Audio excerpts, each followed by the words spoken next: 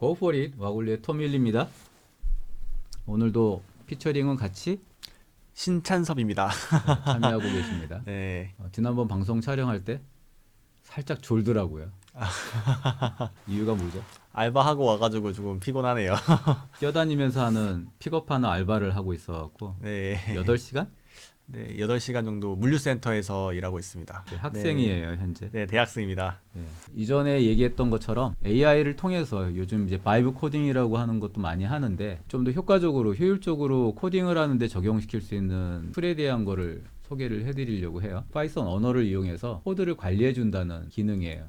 그럼 여기 프로젝트 폴더가 있고 여기 프롬프트 넣는 부분이 있고 각 AI들이 다양하게 구비가 되어 있어요. 저 같은 경우는 개발할 때 다양하게 쓰기 때문에 그 옵션들이 이렇게 세팅할 수 있도록. 주로 제가 쓰는 거는 이제 파이참을 쓰니까 파이참이 세팅돼서 여기 보이는 거고요.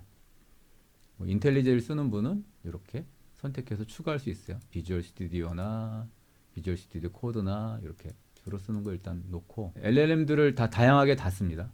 클라우드도 쓰고 제미나이도 쓰고 챗GPT나 뭐 딥시크도 사용을 하고요. 프롬프트한테 줘서 내가 앞으로 코딩을 어떻게 할 거다. 보통 이제 스킬이라고도 표현하기도 하는데 그런 MD 파일 같은 형태를 브라우저를 통해서 클라우드로서 접근을 하기 때문에 코덱스나 이런 방식을 쓰지 않아서 브라우저 창이 뜰 때 초기 값을 지정하면 그 위치에 원하는 크기로 뜨게끔 만들어주는 기능입니다. 요거는 이제 개발 관련된 가이드라인, 파이썬으로 할 때 단축키나 이런 정보들이 기본적으로 들어가 있는 거고요. 공유된 기능 때문에 들어가 있는 건데 이거는 여러분들한테는 크게 의미는 없을 것 같고요. 자, 일단 프로젝트를 한번 띄워볼게요. 와글로 개발을 할 때는 이렇게 폴더를 놓고 작업을 합니다. 그러면 이 프로젝트 폴더들이 저희는 이제 와글로 폴더 안에 파이썬이라는 랭귀지 언어로 된 프로젝트들이 쭉 들어가 있고요. 드래그 앤 드롭으로 떨어뜨리면 이렇게 추가가 됩니다. 추가가 될 때 얘를 열어보면 이제 다양한 파일들이 쭉 들어가 있는데 그 중에 무한대로 열면은 좀 복잡하니까 10개까지만 자동으로 열어주는 거예요. 이렇게. 그러면 이제 여기 오른쪽에 히스토리라고 보이는데 이 히스토리라고 하는 건 배치를 시켜서 조절을 하고 나면 여기에 하나씩이 추가가 돼요. 그 시간이. 잘못 고쳤다 그러면 리스토어를 누르면 그 위치로 되돌아갑니다. 복귀할 수 있는 기능이고요. 글자가 너무 작게 보인다 싶으면 컨트롤 키 누르고 때 하면 스크롤 하면 위에 크기를 조절할 수 있어요. 그리고 여기 이 파일이 내가 보고 싶다. 그럼 컨트롤 키 누르고 클릭하면 이렇게 띄워줍니다. 어머나. 와. 예, 해당되는 파일을 열어주는 거고요. 요거는 닫기 기능이죠. 모든 걸 쭉 닫아주는 기능이에요. 이렇게. 선별적으로 여기다 추가할 수 있습니다. 한번 해볼게요. 추가하고 또 얘도 추가하고 이렇게 떨어뜨리면 그렇게 파일이 들어가는 방식이고요. 아까 말한 것처럼 들어가 있는 파일들 중에서 내가 특히 얘도 포함해서 같이 작업을 하고 싶다. 그러면 이렇게 컨트롤 키 누르면 이렇게 추가가 됩니다.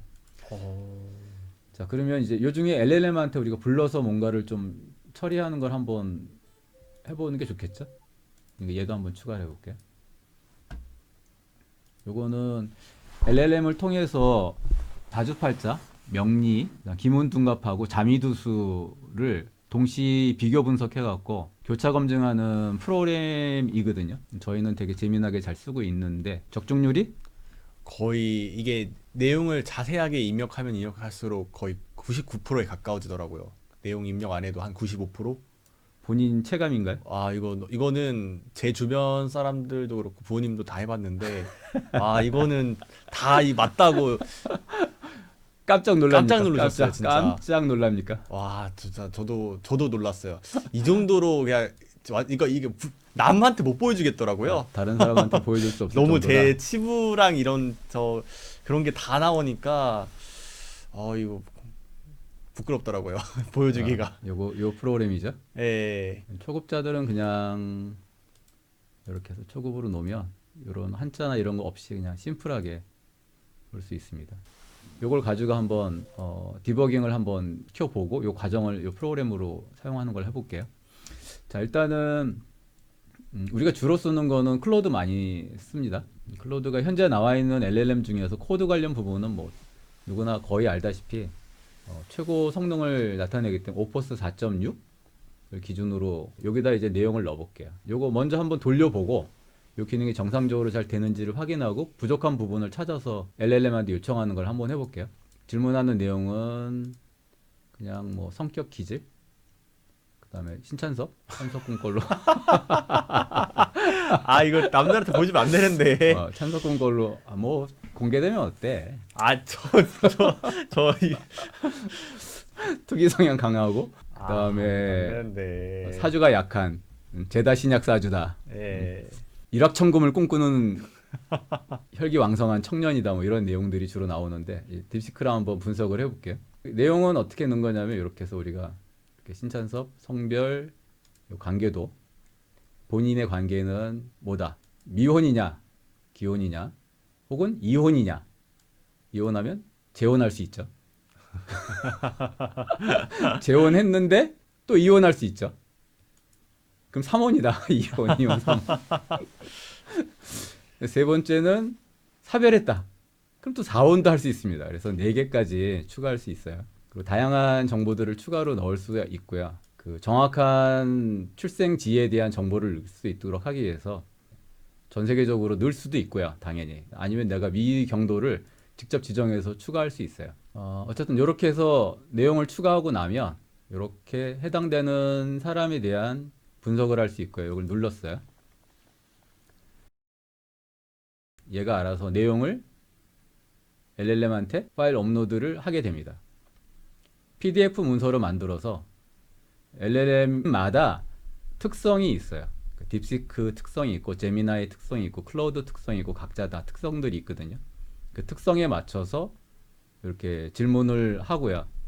그럼 얘가 알아서 답변을 쭉 들어가게 되면 이렇게 이제 표시가 됩니다. 현재 어디 진행 중이다 하는 내용이 표시가 되고 여기 옵션에서 이제 답변을 자동으로 내용을 넣는 기능도 있고 또 답변을 자동으로 질문하는 것, 넣는 것만이 아니라 여기에 있는 서밋 버튼을 눌러서 요청을 하는 기능을 할지 혹은 답변을 하면 얘가 알아서 쭉 답변이 끝날 거 아닙니까? 끝나고 나면 그거를 자동으로 답변을 저장할 수가 있어요. 저장할 땐 HTML하고 PDF 두 가지를 선택할 수가 있습니다. 그 기능이고요. 출력되는 언어를 지정할 수가 있죠. 거기에 모든 나라 언어를 다 지원합니다.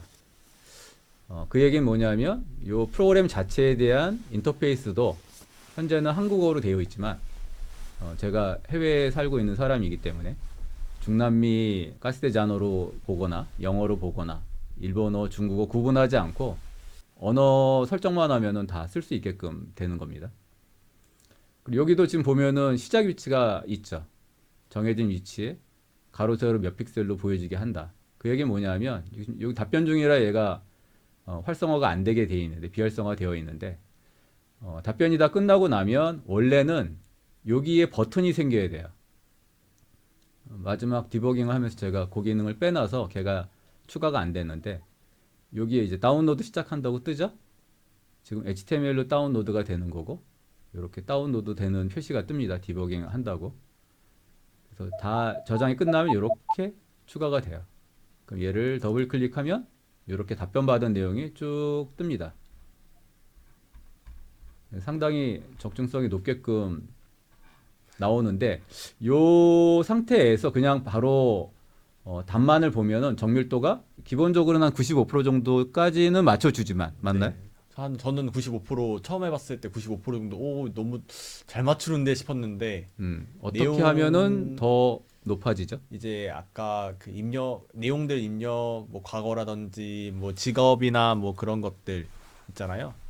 여기에 성향이나 그렇지 여기에 있는 부수적 정보들 있죠. 이 정보를 아주 디테일하다는 거는 간단 명료하면서 핵심만을 정확하게 드는 걸 말해요. 예를 들면 부친 사망 몇 년도 몇 월 날짜까지는 기록하지 않는다고 하더라도 수술했다거나 무슨 수술을 어떤 이유로 했다라는 과거 정보 데이터들을 정확하게 넣어놓으면 그 과거 데이터를 토대로 분석을 해서 미래에 발생될 수 있는 것이 어떤 영향을 미치는지를 되게 정확하게 찾아냅니다. 네. 저는 98%에서 99% 까지는 올라가는 것 같아요. 저는. 1%는 그냥 여지를 남겨두는 거지. 에, 100%라고 말하면 좀 뭐 할 수 있으니까. 100%라고 하면은 또 이제 어. 사람들이 이제 좀 이거 그럴 수 있으니까 이상하다 생각할 1, 수 2% 있으니까. 정도는 예. 여지를 남겨둔다 그러면 보통 진짜 잘 버는 분들한테 가서 보면 사실 어느 경지에 도달한 분들은 예를 들면 인천 어머님이라든지 혹은 동대문의 전설 같은 다람쥐 아저씨 같은 분한테 보면 그 정도 경지에 도달한 분들은 명리한 지 한 30년 넘는 분들은 누구에게 보더라도 사실 동일한 결과가 나오죠. 네. 사람마다 달라지면 그건 그분이 잘못된 거거나 아니면 생년월시가 틀리거나인데 경제에 도달한 분들한테 보면 누구한테 보더라도 똑같은 말을 합니다, 원래. 근데 그분들은 이런 디테일한 정보를 알려주진 않으세요, 원래는. 근데 얘를 통하면 그런 거를 되게 디테일하게 확인할 수 있다. 그리고 이렇게 답변이 오면 이 상태에서 그냥 끝나면 제도를 끌어내는 게 아니에요. 이 디테일한 정보를 넣고도 추가로 더 궁금한 내용이 있을 때 여기다가 연관된 내용에서 조금 더 첨가를 해서 엄격하게 검증을 해달라고 하면 굉장히 촌철살인에 가까운 형태로 얘가 쫙 뽑아줍니다. 근데 이 첫 번째 답이 나올 때보다 두 번째, 세 번째 이어서 해당 부분에 대한 걸 검증을 해달라고 하는 형태로 질문을 하면 적중성이 훨씬 더 높아집니다.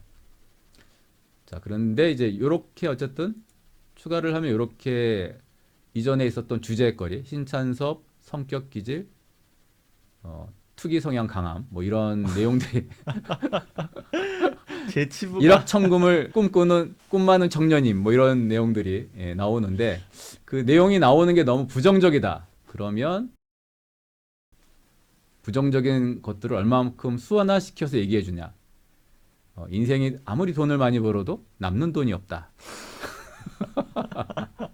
비트코인으로 3천만 원을 한 방에 벌어도 그 다음 순간 다 날아간다.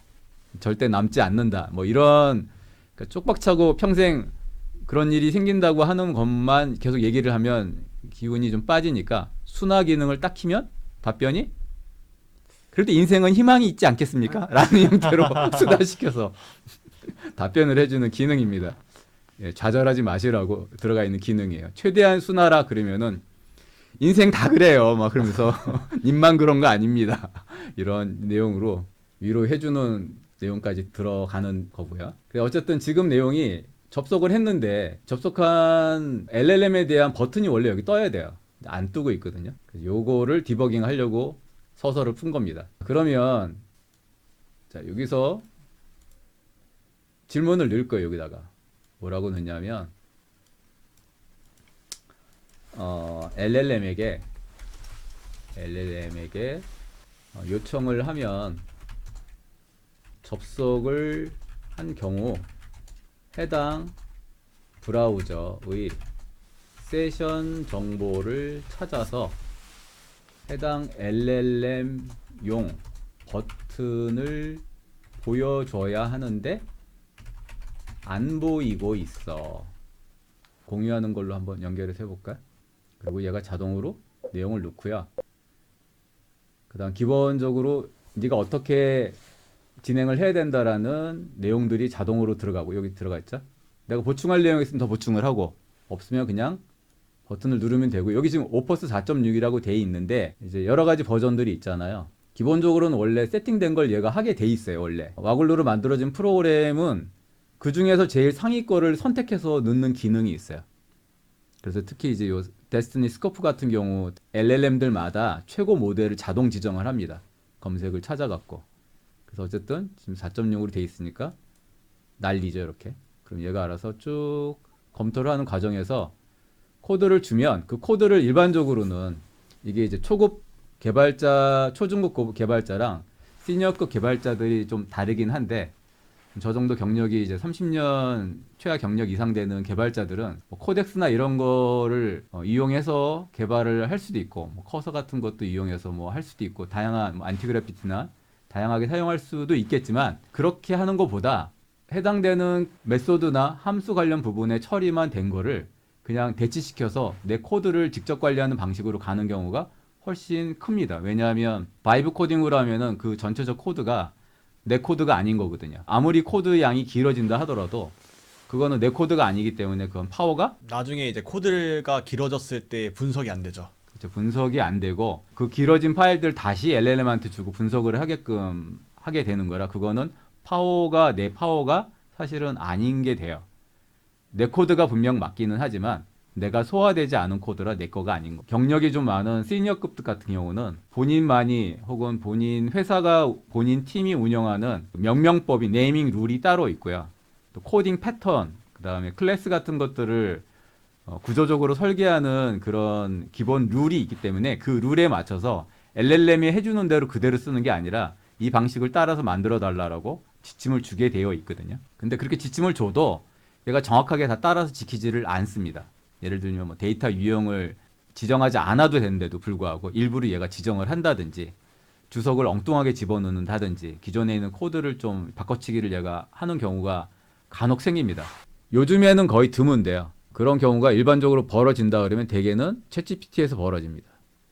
옛날에 챗GPT가 아닙니다. 지금은 작년도 그러니까 25년도 대략 한 10월에서 11월부터는 5.3, 5.4 나오고 막 성능이 되게 좋아졌다고 말하지만 그 시기부터는 5.0대 버전보다도 못한 수준으로 떨어진 것 같아요. 체감하는 게. 인문학 관련 부분 쪽 말고 코딩만 봤을 때 그렇다고 생각하기도 하지만 인문학 관련 부분 쪽으로 본다 하더라도 거기서도 퍼포먼스가 안 나오더라고요. 그렇게 권장할 만하지는 않습니다. 챗GPT 물론 개발상에서는 테스팅 목적으로 당연히 저희는 쓰고 있지만 추천하지는 않습니다. 어쨌든 클로드가 작업이 다 끝났어요. 클로드에서 작업이 끝나면 이렇게 쭉 나가다 보면 그러면 어떤 파일에 어떤 부분을 변경해야 된다 이렇게 나오죠. LLM 브라우저 모니터라고 지금 나오는데요. 얘를 누르면 이렇게 크기를 키워서 보고 싶은 것만 볼 수가 있습니다. 일단은 찾아보면 코드들이 쭉 있잖아요. 함수 단위도 있고 클래스면은 메소드 단위로도 쭉 되어 있는데 얘가 변경되는 코드들을 이전 같은 경우는 이 프로그램을 만들기 전에는 얘를 이렇게 복사를 해서 그 부분을 찾아요. 이제 내가 여러 개를 줬다. 그럼 얘가 있는 걸 이렇게 해서 검색을 해서 선언된 곳을 가서 선택을 한 다음에 복사를 했죠? 여기다 가서 얘를 찾아 여기다가 이렇게 대치시켰어요. 근데 이게 지금 번거롭잖아요. 여러 개의 클래스들을 왔다 갔다 해야 되고 그 위치를 찾아야 되고 지금처럼 위치를 옮겨 다니면서 하는 게 번거롭잖아. 그렇게 안 하려고 옛날에는 요령이 생길 때 요 밑에다가 그냥 이렇게 해서 추가를 하나 더 합니다.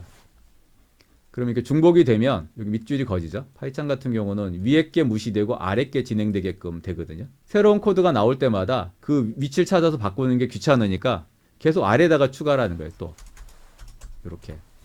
그래서 내가 원하는 결과가 나왔다 그러면 하나하나 확제해 나가는 거예요. 이렇게. 근데 이게 되게 번거롭잖아요. 네. 이게 한 번에 하나만 주는 경우도 있지만 동시에 뭐 4-5개 막 이런 것들이 여기저기를 왔다 갔다 하면서 바꾸기엔 너무 번거롭거든요. 맞습니다. 이게 지금 LLM 베이스라는 파일이잖아요. 지금 화면이 작아서 지금 왔다 갔다 하기가 좀 불편한데 어쨌든 보죠. 이게 LLM 베이스라고 하는데 얘를 카피를 떠서 여기다 갖다 넣으면 반영이 된 거예요. 그 위치에 있는 거를 변경을 준 겁니다. 이 변경된 거를 이제 눈으로 확인하기 위해 로드 파일을 하고요. 자, 요 코드가 진짜 반영됐는지를 한번 요 부분이잖아요, 우리가 반영되는 게. 그럼 여기다 제가 이렇게 추가를 해보겠습니다. 원본 이렇게 해볼게요. 얘를 열어보면 변경된 히스토리가 시간이 나옵니다. 얘를 누르면 다시 되돌릴 수 있는 거야, 그 위치로. 다시 한번 해볼게요. 얘를 카피를 떠서 여기다가 그러면 원본이 바뀐 걸 확인을 해볼게요. 바뀌었죠? 네.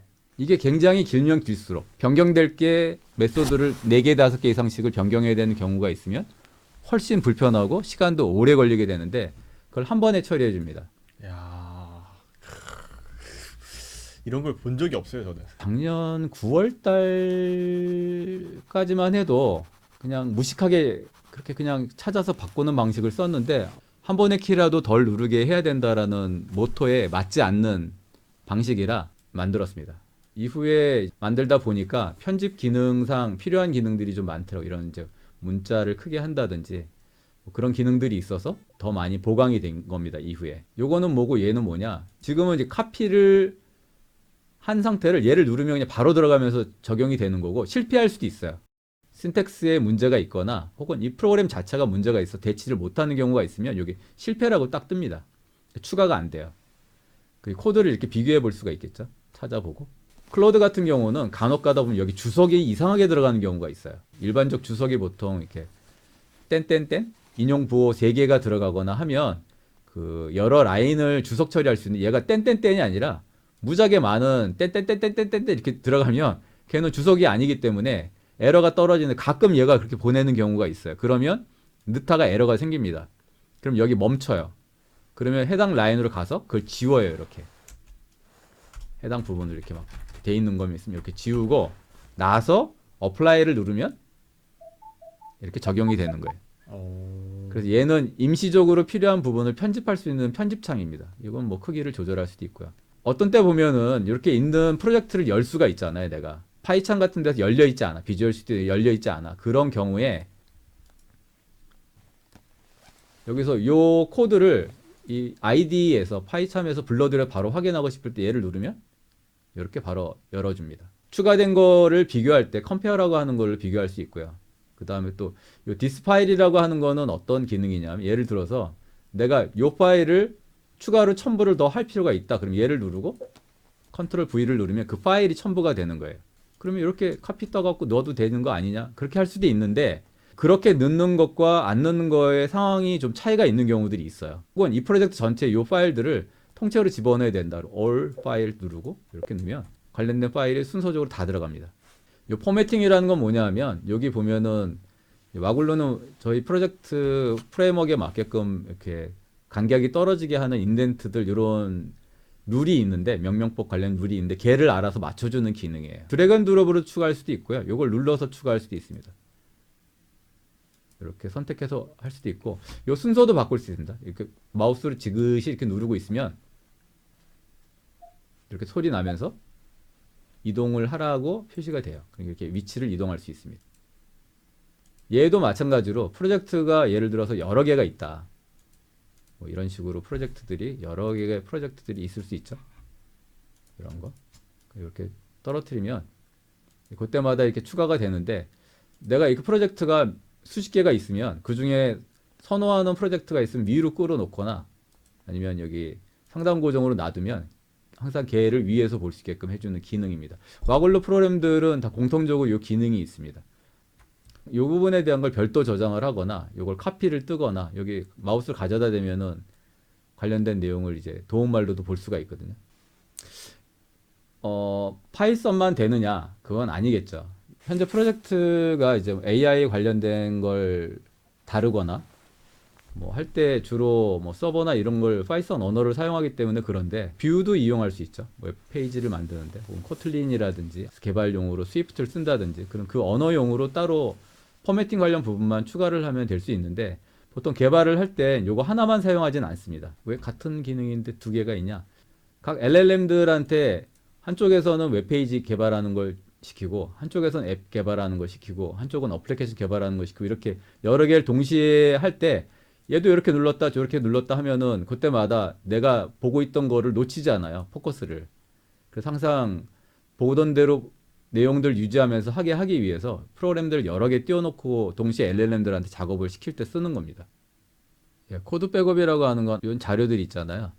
이 자료들이 저장되어 있는 파일 단위로 저장되어 있는 폴더를 말하는 겁니다. 옵션에서. 여기 들어가서 보시면 이렇게 저장된 내용들을 제이슨 형태로 볼 수가 있습니다. 파이썬 프로젝트. 요건 이제 개발하는 분들마다 위치가 다를 수 있잖아요. 본인들이 주로 작업하는 폴더가 뭐 나는 D 드라이브 안에 프로젝트 명이 뭐 K 뭐 코리아 뭐 이런 식으로 해서 지정할 수도 있고 N소프트 뭐 이런 이름으로 지정할 수도 있을 거고 프로젝트 루트를 지정하는 기능입니다. 요거는 여기도 당연히 옵션들을 볼 수 있는 기능들이 있으니까 팝업 메뉴에서 선택하실 수 있고요. 그래서 추가될 기능이 궁금한 점이나 있으신가요? 구독자님들이 궁금해하실 내용 있으면 댓글 남겨주세요. 사실 이 프로그램은 미국에 있는 조카 박호신님하고 의사생활하고 있는 미나씨, 제 딸이 박사과정에서 AI 쪽 전공을 하고 있는데 코덱스로 개발을 하고 있어요. 그래서 이 프로그램이 어떻게 사용되는지에 대한 설명이 필요해서 도움이 되겠다 싶어갖고 영상을 촬영을 한 겁니다. 필요하신 분이 있으면 요청하세요. 개발하는 분들한테 그냥 무료로 광고 없이 쓰실 수 있도록 제공을 해드리겠습니다. 맥에서도 똑같은 인터페이스로 똑같은 기능으로 사용될 수 있습니다. 맥 버전은 뭐 만들려고 하면 며칠 사이면 만들 수 있습니다. 그러면 여기까지. 지금까지 와글루의 토밀리였습니다. 신찬섭이었습니다. 네, 감사합니다.